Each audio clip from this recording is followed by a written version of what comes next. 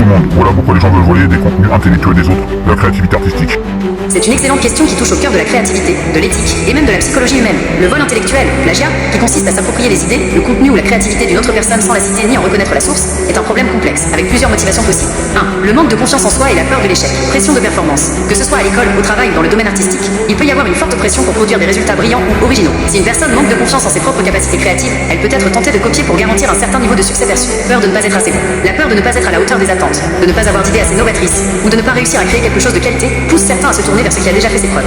2. La facilité et le gain de temps. Faible effort. Créer quelque chose de nouveau demande du temps, de l'effort, de la réflexion et parfois des échecs. Copier est souvent perçu comme la solution la plus simple et la plus rapide pour obtenir un résultat. Manque de compétences. Une personne peut ne pas avoir les compétences nécessaires, recherche, écriture, création visuelle, etc. pour produire du contenu original et opte donc pour la facilité de la copie. Procrastination. La procrastination peut entraîner un manque de temps, poussant la personne à plagier pour respecter une échéance. 3. Le manque de connaissances ou de compréhension. Ignorance des règles. Certaines personnes, en particulier les jeunes ou ceux qui débutent dans un domaine, peuvent ne pas comprendre pleinement les règles du droit d'auteur, de la propriété intellectuelle ou de l'éthique académique/professionnelle. Plagiat involontaire.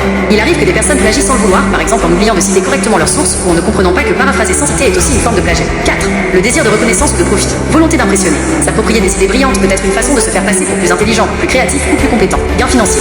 Dans certains cas, le vol de contenu est motivé par l'argent, en utilisant le travail d'autrui pour générer des revenus sans avoir eu à fournir l'effort initial. Popularité. Sur les plateformes en ligne, le vol de contenu peut être motivé par le désir d'obtenir plus de vues, d'abonnés ou de likes, ce qui peut ensuite se traduire par des opportunités ou des gains financiers. 5. L'absence de conséquences perçues. Sentiment d'impunité. Certaines personnes pensent qu'elles ne seront pas découvertes, surtout dans le vaste univers d'Internet où le contrôle peut sembler difficile. Manque de sensibilisation au risque. Beaucoup ne mesurent pas les conséquences légales, académiques, professionnelles et de réputation que peut engendrer le plagiat. 6. Des facteurs psychologiques plus profonds. Manque de créativité intrinsèque. Bien que chacun ait un potentiel créatif, certains peuvent avoir du mal à l'exprimer ou à générer des idées véritablement originales, ce qui les pousse à chercher l'inspiration, et parfois la copie ailleurs. Désir de s'identifier à l'autre. Comme mentionné dans une des recherches, chez les enfants, le vol peut être lié au désir de ressembler à quelqu'un qu'on admire. Ce mécanisme peut se retrouver chez l'adulte dans le domaine de la création. En fin de compte, le vol intellectuel est une violation de l'éthique et du droit d'auteur. Et il nuit aux créateurs originaux en dévalorisant leur travail et en les privant de la reconnaissance et des bénéfices qu'ils méritent. C'est pourquoi il est essentiel de promouvoir l'originalité, le respect de la propriété intellectuelle et d'éduquer sur les dangers du plagiat. Et en plus, sans qu'ils soient reconnus en fait, et les développeurs sont pris délaissés aujourd'hui à nos jours.